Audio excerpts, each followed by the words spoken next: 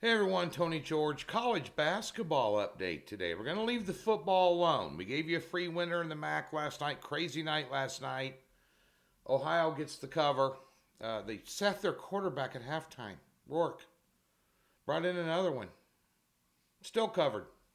And the wild game was the other one between Toledo and Bowling Green. Did you guys watch that? That depicts what MAC college football is on Tuesdays and Wednesdays, which is why I don't put it out for premium plays. What a game. I had no skin in it at all. I just enjoyed it. I got to enjoy a football game as a fan. I don't enjoy football games when I've got a crap load of clients on a game and I got to sweat it out. It's not enjoyable. It's just a stress-filled 2.5 hours of shock, horror, and dismay a lot of time, like the NFL was last Sunday. But college football been very good to us this year. But what a ball game! That's a 16-point favorite that went down. That was playing for a MAC title game. Wow, crazy. That's why I'm avoiding all these games tonight. I can't figure out why Eastern Michigan is getting 7.5, and Miami of Ohio should be favored. I don't, and there could be somebody over at Doc's with a 7-unit play tonight for all I know. I don't care what anybody else does. I just know what my feelings are and what my opinions are. And I just kind of avoid these midweek games if I possibly can. I have an interest in one tomorrow night, maybe even on Friday night, with Power 5, mid-major type schools, but no interest. But let's talk college basketball. Now, last couple of days over at the website, we put out our first 2 4-unit picks, both Monday and Tuesday, and we cashed them both. And we kind of hit and miss 50-50 before that. And it's going to happen early in the season. Again, we do a lot of these small conferences. If you didn't tune into the podcast I did with Tim Fines, who's my small conference expert and also my WNBA capper. It's the only 2 things he does. It's over at Twitter at TGeorgeSports. You find out the depth and prowess he has. He went to the LaSalle game last night. By the way, we put 4 units on the under in that game against Queens of North Carolina. Booyah! Covered by 19 points over the spread. Hello. But that being said, we took a look at today's slate, and there was a lot of, I'm not putting games up just to have games up to sell. Regardless of what anybody says about touts and this, that, and the other, if I don't like something, I take a pass. I didn't like anything in the NHL today. Pass. There's 3 games. I'm not forcing the issue. The TNT Thursdays, a lot of times, very sharp lines for the NBA. A lot of times I take a pass. Tony, it's a national TV game. You're on a 6-1 run. Put something up. No. If I don't find value, I don't find value. I looked at these 3 games. Let's talk about them. Let's talk about the big one, which I have no interest in. I had no interest in Duke, Kansas last night, or Michigan State and Kentucky. But let's talk about Michigan State. Michigan State had Gonzaga, who's playing Texas tonight, by the short and curlies on the aircraft carrier.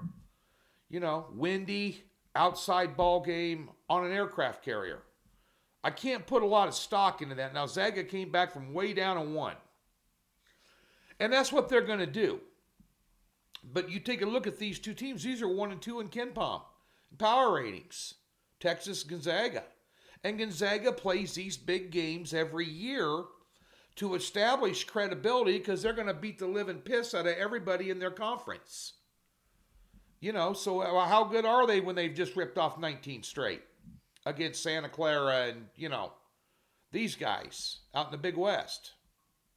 And I come here and I see them play at the Orleans for that tournament every year in March, that conference tournament, and they're head and shoulders above everybody in that conference. Head and shoulders above everybody. So they play these barometer games early in the year to establish credibility and this, that, and the other. This is one of those games. Texas, young, good, Strong defensively, haven't been tested yet. This is a huge step up for them. Gonzaga has a veteran team, veteran big guy, veteran leadership, veteran head coach that knows how to coach games like this. It's around a 1.5 point game. I could only lean Gonzaga. Next game. I looked at this one. We're going to talk about two Missouri Valley teams. First, let's talk about Missouri State. Now, I cover the Missouri Valley very in-depth and have a lot of picks out of the Missouri Valley for you. Every year. I have since I was taping the Dana Altman show in 1996 on ESPN Radio in Lincoln, Nebraska. Drove over and did the Dana Altman show. That's when Creighton and Wichita State were the two big leaders in the Mo Valley. That's how far I go back in the Mo Valley. And Dana Altman now is coaching at Oregon. That being said, Missouri State was a team last year. Don't quote me. 24, 25, and 11. 13 and 5 in conference, I know for sure. They graduated 4 out of those 5 starters. The one they brought back was a guy that scores 8 points a game. They're taking on BYU up there to Marriott Center tonight in Utah. Now, BYU's coming off a loss, but they're coming off a loss and a cover as an 11-point dog against the number 17th ranked San Diego State Aztecs, where they played pretty good. But the one thing that BYU I've noticed in that game, and then I looked at the box score in their previous game against the Cupcake they beat up on, they haven't shot the 3-ball well, and they're turning it over like crazy. I think they might be able to get by with that against Missouri State. Now, they brought in 7 transfers, 1 from Arkansas, 1 from Oklahoma. To put in with that starter, then they have a bunch of freshmen. Not a lot of depth, not a lot of established talent yet, not a lot of chemistry. They played 1 cupcake game against a team I've never heard of in my life. Missouri Science and Technology, something or other. Like a Tallahassee JUCO type thing. They're laying 9.5. Small lean BYU. In this late game, the other game I'm going to talk about, Valparaiso taking on Chicago State. And why this is important is I have Chicago State ranked almost dead last in power ratings. They're like number 361 or 362. And Valpo I got at 198. They're laying 9.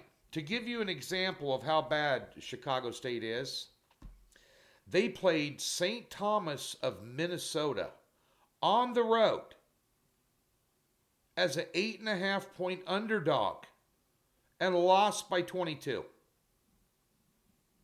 Scored 60 points.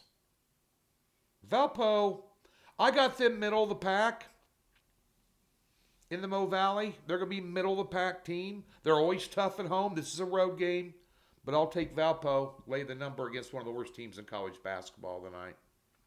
Kind of build up the resume, getting ready for the regular season conference action. But I think this is a very winnable game for Valpo against a bad team. DocSports.com. You like football? Scott Spreitzer and I are doing the Doc Sports Gridiron 6-pack today. It'll be up around 5 or 6 Central on this YouTube channel. 3 college football games, 3 NFL games, picks and leans in all 6. Today at the website, 4-unit NBA best bet, 2-unit NBA prop pick. All football out tomorrow. You can expect a huge bounce back in the NFL, and you can expect college football to remain hot as a pistol. 13-4 our last 17. On Saturday cards, and we got a 7-unit play on Saturday that's going to be a no-sweat winner. Might even be a game of the year. Jump on board.